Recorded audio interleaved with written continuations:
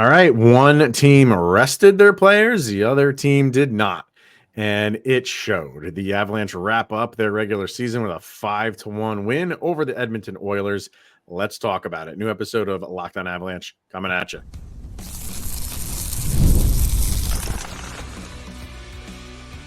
You're Locked On Avalanche, your daily podcast on the Colorado Avalanche. Part of the Locked On Podcast Network. Your team every day. All right, everybody. Welcome to the Locked On Avalanche podcast, part of the Locked On Podcast Network, your team every day. I'm your host, Chris Maselli. With me, as always, Mr. Shaggy Von Doom, Kyle Sullivan. Thank you for tuning in, making your first listen of the day. Always appreciated. Make sure you're following us on social media, LOPN_Avalanche on Twitter, X, Locked On Avalanche on Instagram and Threads. Questions, comments, concerns, and opinions, lockedonavalanche@gmail.com. Follow us on our YouTube channel. Hit subscribe, get notified when a new show goes live. And make sure you're subscribed to our subtext. Link to that's in the show notes below. When you do chat with Kyle and I one-on-one, we get your opinion on everything Avalanche related, which we share on this very podcast. All right, sir. The regular season is done. It's over with. The Avalanche finish it up with a 5-1 win over the Edmonton Oilers. They had a lot of guys out. And for the Avs, it was the total opposite. We talked yesterday on how the Avalanche would handle this, and it seems like Jared Bednar left it up to the team. I was reading things where he was going around asking guys, saying like, "Do you want to rest?" And every single one of them was like, "No, we need to finish on a high note. Doesn't matter what they do." And that first period was all you really needed, and the Avs kind of just coasted from there. It was good to get back in the win column, but do you look at it as like, hey, a win is a win, or do you look at it as like, it's a win with an asterisk next to it because so many guys from Edmonton were not playing? Yeah, we talked about this yesterday. Would you feel better with a rest and a loss, or a win and well, we lost one, drew in. You'll have to see what's going on there. Yeah, and we'll talk about that. Yeah. And some of the performances stood out. So, yes, you kind of feel good going into the playoffs, seeing this Avs team get out to that early start and then kind of look around and realize the gravity of everything. And it just kind of turned into an exhibition and an all-star game, like especially in that third period. But the Avalanche getting back and kind of getting back to Avalanche hockey, one last show for the regular season fans in Ball Arena. Like, this is how you want to send it out. This is the performance you want out of the Avalanche, and a good end to a historic regular season when it comes to individual performances. Yeah, definitely. We'll talk about Nathan MacKinnon as well. I think for the Avs, it was, for at least for the past couple weeks, you kind of had the mindset of like nothing is guaranteed. And yeah, even though Edmonton did not play, I think they said in the broadcast it was like 7 of their top 8 scorers. For the Avs, it's like, all right, well that kind of feel like that doesn't mean anything to us because it's the way that they've been playing, and you've had losses against teams, bad teams. So you're still going up against professionals. Those guys are still trying to make a name for themselves. It's a good opportunity for those guys to make a name for themselves. I just like how the Avalanche came out. I don't care who they're playing against. I like how they came out, and man, did they take over that first period. I even tweeted out, if they wanted to, they could have hung 10 on them if they wanted to. Nathan MacKinnon, if he wanted to, probably could have took the scoring lead back. I think he needed 7 points to do it. He probably could have taken it back if he wanted to, but they're not going to go after stuff like that. I think they felt pretty good after 2 periods, where the third was just, let's just go through the motions here. Let's just make sure nobody gets hurt, save for Jonathan Drouin, which I don't think is too serious. But yeah, I think even though your opponent was, half an AHL team, although the defense was not, from what I saw on the roster, I think that's most of their defensive players. So whatever, like whoever they put out there, sure, take it with a grain of salt for who it is. But like you said, I kind of feel like the Avalanche needed a win in any fashion to feel different. Not that you're floating on cloud 9 right now, but just to turn the tide a little bit and get 2 points back in the standings and just feel a little bit better going into the playoffs. Yeah, and like it didn't really matter the opponent. Like a win at this point in the season, with everything kind of wrapped up and tidied up, you just kind of wanted to get to the playoffs healthy. And I mean, yes, it was Edmonton. Yes, half the team was rested, and I mean, they could have played the Utah hockey team at this point, and it would have still walked away with, yes, that's 2 points. Yes, it's a win. Nichushkin flirting with his first hat trick ever. Like, Yeah. it was fun.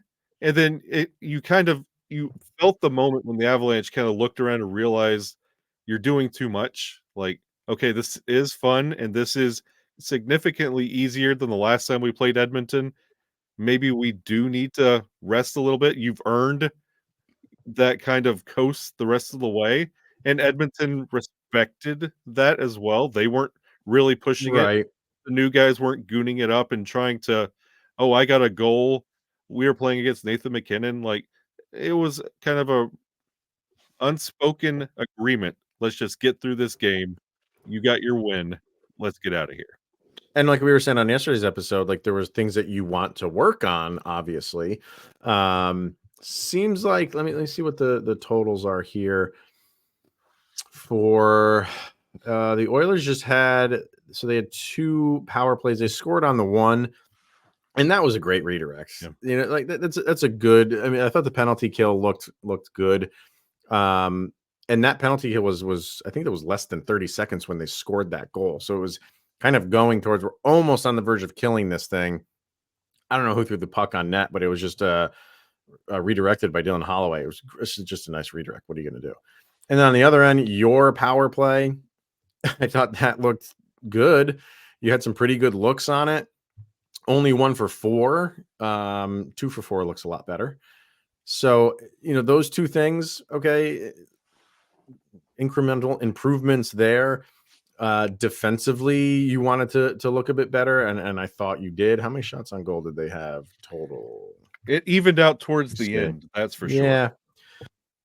Excuse me. Let me see. It did. Yeah. It was 26-27 in favor of the Avs, but Edmonton had 12 in the third, where the Avalanche only had 4. Yeah. So they really took their foot off the gas in the third, and there was no need to. There's no need to. Like you showed 2 periods worth of we're getting back on track, so to speak.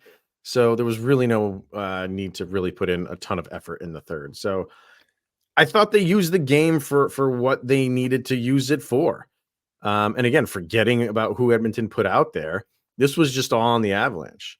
Work on what you need to work on. Net some goals, which we know you can do.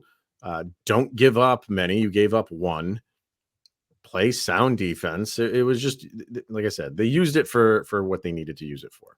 And they didn't overuse. They didn't take that. Well, you mentioned it earlier. They could have easily hit that double-digit spot, but They could have.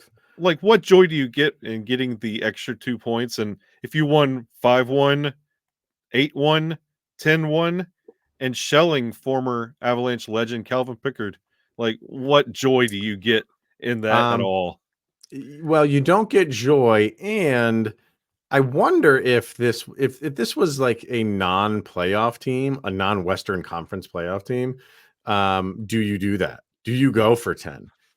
But there's that possibility that you meet these guys again in the playoffs, and even though a lot of these guys were not there, actually, I shouldn't say that. They were there. The guys that were not playing for Edmonton were still in attendance. They're watching that. You hang 10 on them, when those guys come back, if you meet them in the playoffs, they're not going to like that. They're not going to, hey, even though that we weren't playing in this game, we saw what you guys were doing, and we don't take kindly. So maybe there's a little bit of that in coming into play here too. A little bit of a mental game for the Avs to not go crazy, even though you easily could have. And when you talk about working on things, scoring 20 would not erase the sins of the last 2 games. And you wanted to see the fundamental things worked on, and for the most part, they were. Yeah, they were. So we'll get into the stats. And of course, Nathan MacKinnon sets the franchise record. We will discuss all of that and our sound check. Dueling sound checks today, people. You're going to want to stick around for this sound check. It's an entertaining one, to say the least. Well, we think it is. So, all right, we'll get to that later.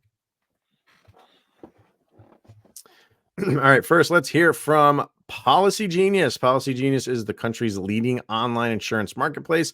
It saves you time and money so you can provide your family with a financial safety net.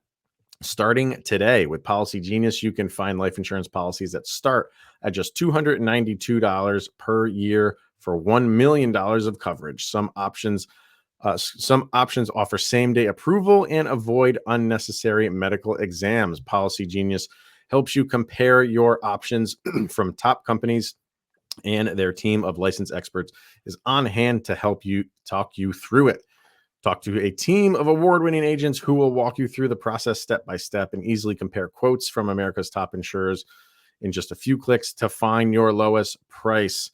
Your work life insurance policy may not offer enough protection for your family needs, and even worse, it may not come with you. It may not come with you if you leave your job. And Policygenius gives you unbiased advice from a licensed expert support team. So check life insurance off your to-do list in no time with Policygenius. Head to policygenius.com/lockedonnhl or click the link in the description to get your free life insurance quote and see how much you could save. That's policygenius.com/lockedonnhl. All right, Nathan MacKinnon gets a couple assists in the game and gets his total for the season. A phenomenal season, one we have not seen maybe ever for an Avalanche franchise. In terms of points in a season, we haven't, because he has now set the bar for most points in a season for the franchise between the Quebec Nordiques and the Colorado Avalanche at 140. And he bests it by 1 point. The old 139 for Peter Stastny is now eclipsed. And is it enough for the Hart? I think you and I both think it is, but there's more to it than just the points. He's been a beast all year, so kind of, you know, we're through 82 games. The regular season is over. Kind of just give your thoughts on the season Nathan MacKinnon just had. Even if you asked me this question before the season, when it came to a point total of Nathan MacKinnon, I don't think I would have ever picked 140. It's you know what he could do, and he started this season kind of assist heavy, like the Connor McDavid method, where I'm just going to dish the puck as much as I can. And to see him end up with 140, one more, the old Price is Right method, one more dollar. Like it's incredible. And again, it's not like an Ovechkin trying to chase a Gretzky record where it feels like a labored effort. Like you're watching and you know he's pushing. He's trying his best to Austin Matthews trying to get 70 goals. It felt like a distraction and he was pushing. This honestly came way too easy to Nathan MacKinnon. If this was a goal that he targeted, circled on his stat sheet, on the back of his player card, on something I wanted to achieve, he could have easily done more. But 140, it's incredible. Yeah. I remember at the beginning of the year thinking, all right, well, he got his first 100-point campaign last year. He probably can improve. I think he had 111 last year, if I'm not mistaken. I'm thinking like, well, he could probably improve upon that if he stays healthy. He's got it out of the way. In my head, I was thinking like in the 120s. I thought that is very feasible to get it in the 120s. And he even eclipsed that. So, it was everything this year from him. It was the 2 19-game point streaks. It was the home point streak. It's game-winning goals. The 5-on-5 numbers are the best in the league. Like that's where he excels. Not to say like he's no slouch on the power play. Obviously he's not, but Yeah, he was head and shoulders your best player this year, best player in the league. We'll see. I think he's got an excellent chance to be that. He's a favorite in a lot of sport betting booking bookies that he is the favorite to win it. But there's, we talked in yesterday's episode, there's a lot of guys in this class this year, and it's going to be an exciting. So I think that'll be the impressive thing. If he wins it this year, that's impressive because of all the guys we were talking about in yesterday's episode that are up for it this year. It's no longer just him and Kucherov, although I think those are still the top two guys, clearly. But since we did that crossover with Adam and it was just those two, there's been some more guys adding their name to the hat, and it's not just the two of them. And like we said yesterday, there's 5 or 6. So if he wins it this year, that's impressive that you beat out all of those guys that are vying for this. And it's not last year's Connor McDavid and nobody else. There's a lot of guys on the list this year that are going to get votes. And whoever wins it this year, it's an impressive victory to get the Hart. And yeah, it very well could be MacKinnon. He could be at the top of that list. And whatever happens with the Hart, yes, it's impressive this season he had, but I think it's one of those a couple years removed from this season. We're going to look back at this number with a lot of reverence because we spent yesterday talking about the Savic Sakic documentary and names like Forsberg and Sakic, like the hallowed halls of Avalanche history, the Stasny brothers. Nathan MacKinnon surpassed them all. And this is going to be a name at the top of the list. We talk about Cale Makar being at the top of the list. We have 2 all-timers, literally. This is not just something we're classifying. This is literally an all-time Colorado Avalanche, Nathan MacKinnon in his prime, still going and still has more gears to go. And we get so used to it night in, night out, these performances that he puts on. And when we go through another 16, 17 year, another down year, we're going to take these moments for granted. And we have to give Nathan MacKinnon his flowers in the moment and recognize the incredible season that he just put on the ice for all 82 games. It's great to have an all-time great player for your franchise all throughout his career. You know what I mean? And you're not getting him. It's not the Peyton Manning where you're getting him at the end of his career, and although he still did great things for the Broncos, but it's great to have one of the best players in the league, and you've had him since the beginning, and you can watch him in your team's uniform for the duration of his career. And he's great all through, and you see the greatness all through it. And you're living in that moment now. It's not like, oh, he just came out of his shell and now he's amazing. We've seen it, and now he's at that peak, and it's fun to watch. I love having those guys on your team. You don't have to go out and get them in free agency when they've already established themselves. They're here now. You brought them in. You drafted them. And they're giving it back. And it's exciting to watch. And you're going to get this next year. And you're going to get the year after that. You're going to get this for another handful of years. And Cale Makar is right there too. And Mikko Rantanen's been there too. So we say it a lot. You are lucky to have a front row seat to these guys now when they're in the prime of their careers and doing what they're doing. And I didn't even know, but I was really hoping that MacKinnon got one more assist, because then he would have been at 90 assists. So you would have had 51 goals overall and 90 assists, which apparently only 4 other guys have done. So I was really hoping for that, because that would have been another little feather in the cap there. So, but even though he didn't get it, it doesn't take away from the incredible season that he had. Yeah, especially like when we do our off-season conversations about Avalanche, like when we're talking about like Yui Krupp and we're talking about Adam Deadmarsh, like guys that you miss getting to watch night in, night out, and you kind of took for granted what they brought to the ice every single night. Mm-hmm. I just want to make sure we're all in the moment here, especially now that we're putting the regular season away and getting ready for playoff hockey. The season that Nathan MacKinnon gave us it's something to not just kind of, oh, well, that's good. Well, we get spoiled with like everything that Cale Makar and Nathan MacKinnon do night in, night out. This is one of those that you don't want to take for granted. We just witnessed history for this Avalanche franchise with Hall of Famers in its lineage, and it's nothing to be taken for granted. All in all, 140 points, plus 35, played all 82 games. I think that's another thing that you cannot minimize. Played all 82 games. Mikko Rantanen played in 80 games, 104 points for him on the season. Cale Makar played in 77 games. He hit the 90-point mark. So that's really impressive. Jonathan Drouin, 79 games played, 56 points.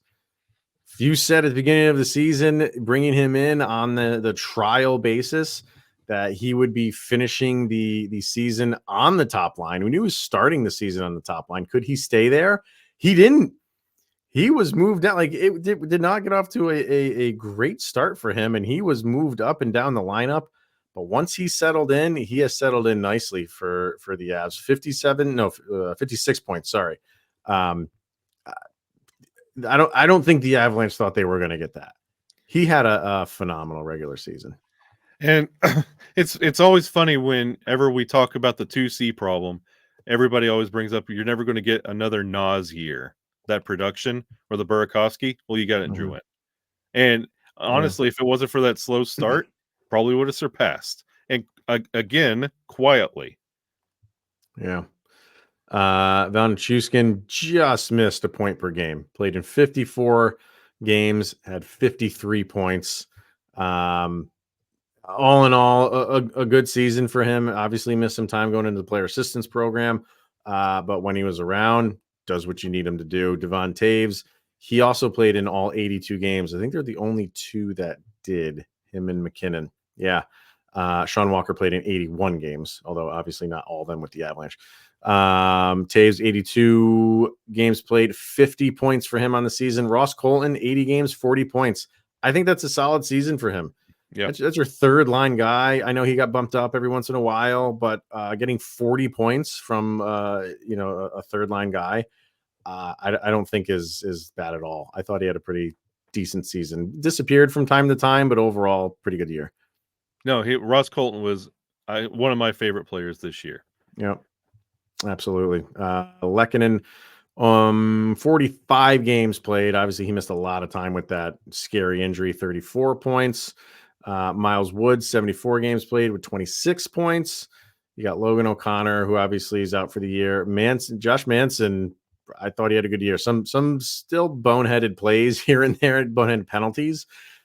You kind of live with that with a player like him because that's kind of his game, is to be a little bit over aggressive, and you're going to take a penalty every once in a while from him like that. But I thought he was solid defensively, put up 25 points on the season. Can't be too upset with that. No, this Josh Manson, you're going to get Josh Manson style play, and then you're going to get a little too much of it. And then it gets you you're having to kill off that too good of a play for Josh Manson. But I've enjoyed Josh Manson and Sam Girard this year. So, and then it just goes on from there. But, all in all, 107 points on the season? Maybe you want a little bit more than that. Obviously, you do if you wanted to win a division or even come in second. But overall, solid season from many Avalanche players. And it would be an incredible season if the Central was not so surprisingly incredible. The performances from Winnipeg and Dallas was not expected at the beginning of the year, but hats off to them, and Nashville as well. Came out of nowhere, yeah. All right, let's have another goalie chat, sir, because Justus Annunen played in this game. Did that change anything for game one? Let's talk about that next. All right, let's hear from one of Kyle's favorite games, and that is Monopoly Go. And we've all been there, either as a player or a fan. It's halftime. The scoreboard is not looking so good. You're feeling low, not sure you or your team can pull out the win. And that's when you dig deep, lift your head up, and say to yourself, time to get back in the game, pull off some bank heists, and take as much money of my friends as possible. And that's right. The smash hit mobile game Monopoly Go. It lets you compete with your friends to get the most riches and the biggest empire. It's a Monopoly that you love, but on your phone anytime, with tons of new twists, including leaderboards to compare your progress to your friends. There's so much to do. Play on countless dynamic Monopoly boards. Make your friends bankrupt by smashing their landmarks with wrecking balls. which I have done to Mr. Shaggy Von Doon a couple times already in this game. And charge other players rent for your iconic properties. You can even work with your friends to crack open community chests and in tournaments to get extra rewards and climb the leaderboard. So get back out there, put on your game face, and download Monopoly Go now, free on the App Store and Google Play. The game is insanely fun. Go download it.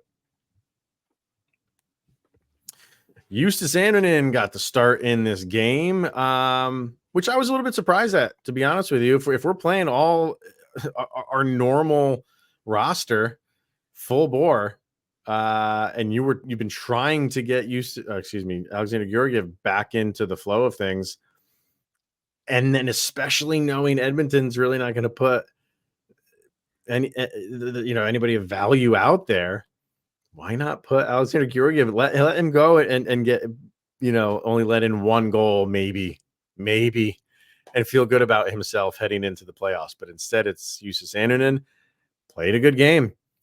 So does this change anything, Kyle? Was this a little bit telling, or is this just, no, we're just resting our guy for game one? I think it's a little of both. I think you said we played a regular roster. Who's to say Eustace is not part of the regular? Like, with the performances, I understand the experience. We've had this conversation. We've debated this topic. But when you look at just quality of play, and especially in this Edmonton game, that save in the first period that Eustace had, it's what you want. And like in the second and third period, Eustace in his blocker control, the second and the third and the fourth save coming off of Georgiev would have shut down after the first. Like the correction, it's there for one goalie, not there for the other. And if ESPN is talking about a goalie problem, I'm hearing that from more national broadcasts now that aren't affiliated with the Avalanche. There's a goalie problem in Colorado. And then you put Georgiev's picture on it. And you're going into the playoffs. Do you want that storyline, or let Eustace lose the job and then Georgiev come in to save the day, instead of Georgiev be your game one starter, lose his position, Eustace is the hero? Then what do you do with Georgiev?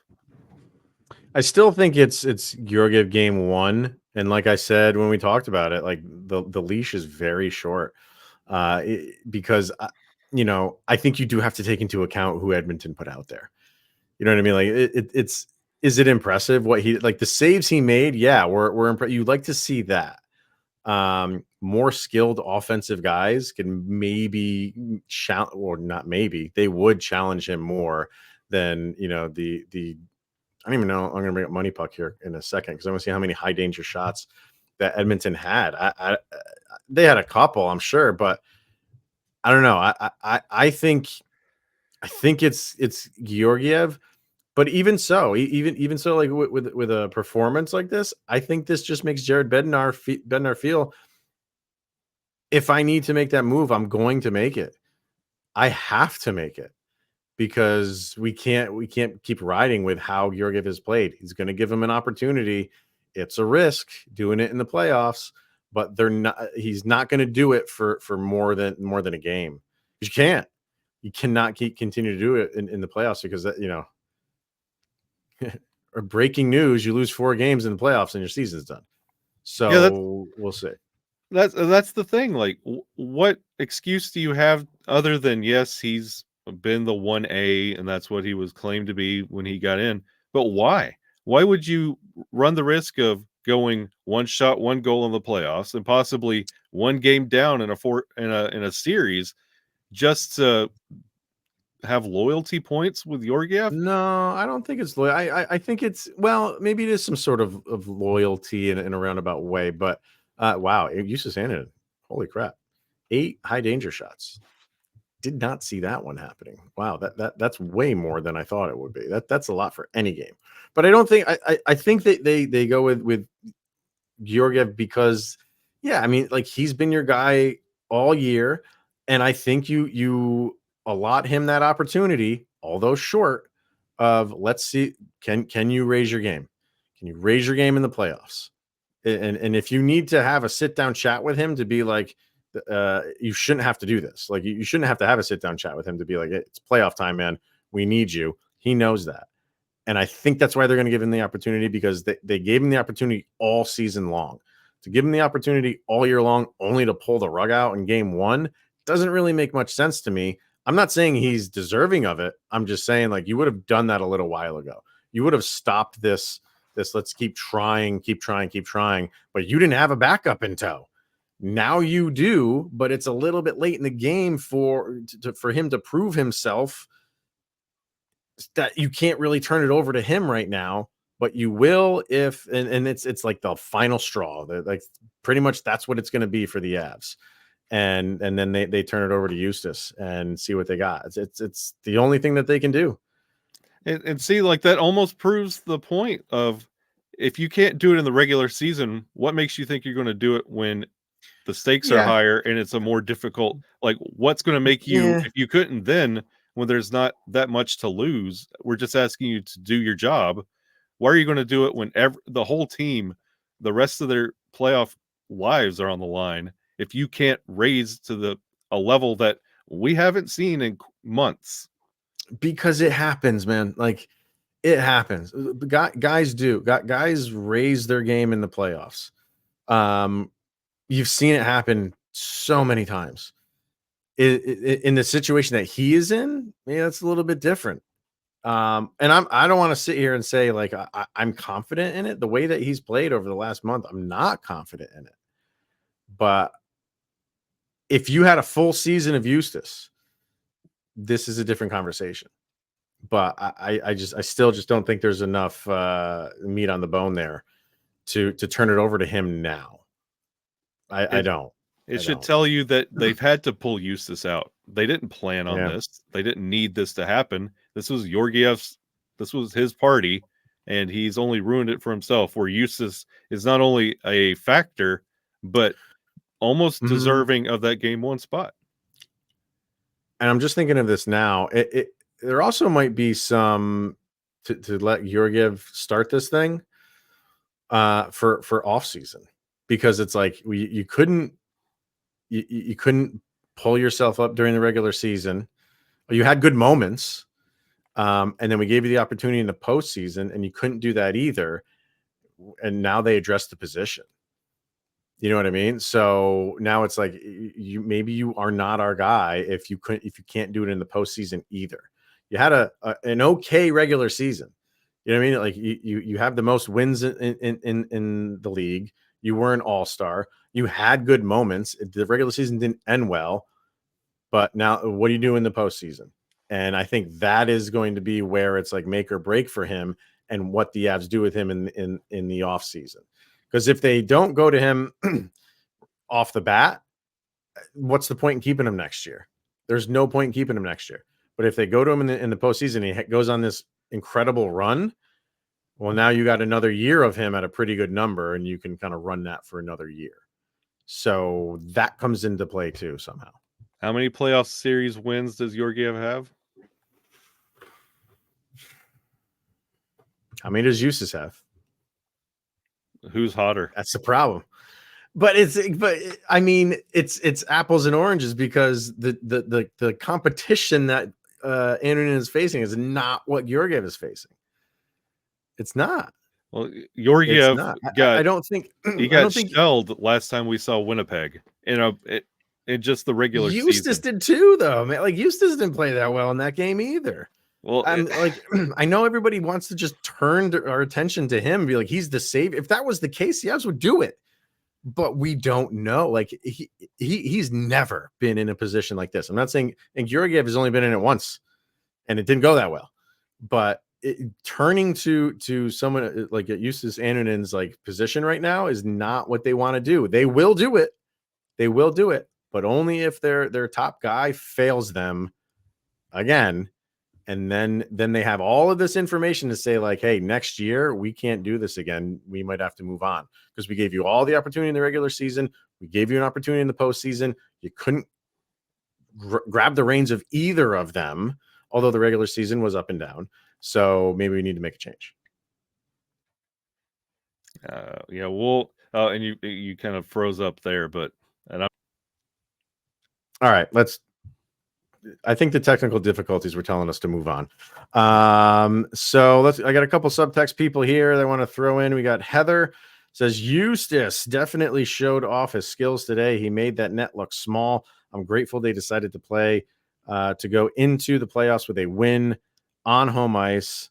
Come on, boys, let's get the cup for Parise. Yeah, that'd be kind of, why not? If you don't have EJ this year, let's get one for Mr. Parise. Why not? We owe nothing to him right now.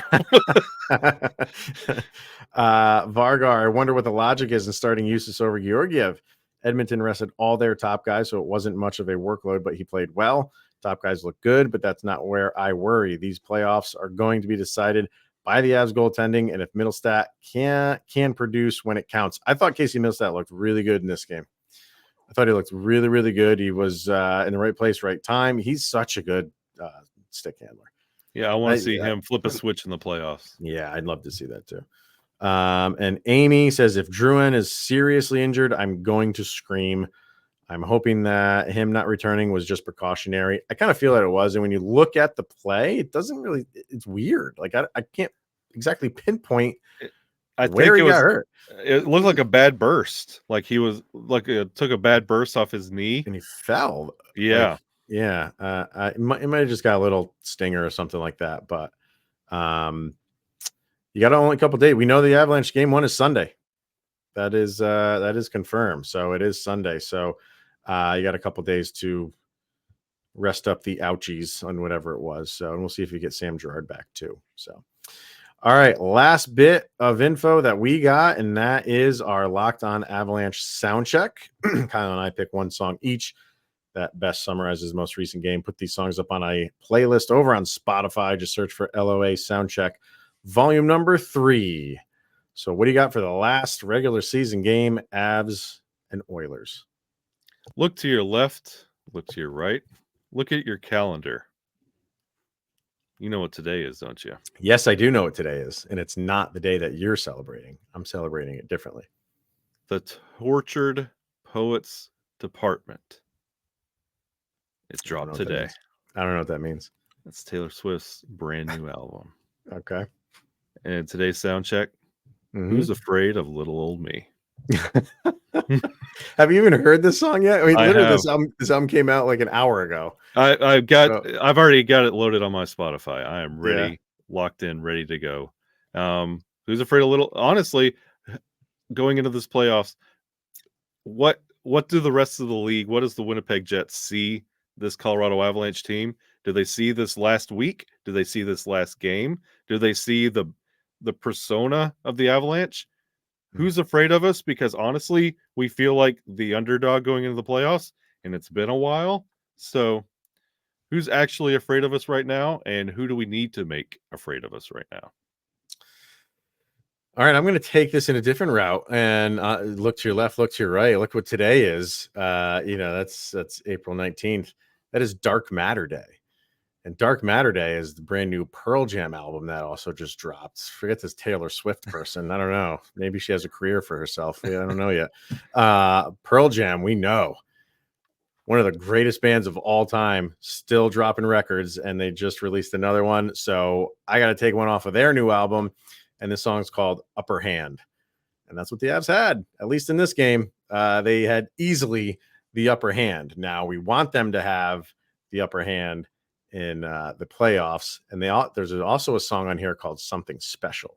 So you're getting a twofer. I'm not putting that one on the playlist, but just to grab 2 songs off the brand new Pearl Jam album, Something Special maybe is in store for the Avs postseason. Let's do it. Yeah, 2 upper hands with a cup in between. I love it. Is there anything else? I could probably pull every single song off of this album for the sound check going forward. That's in the playoffs. That's the best I could pull off this Taylor Swift album. She is definitely in a vibe on this one, and that's probably the last sound check I could pull from this album too. All right.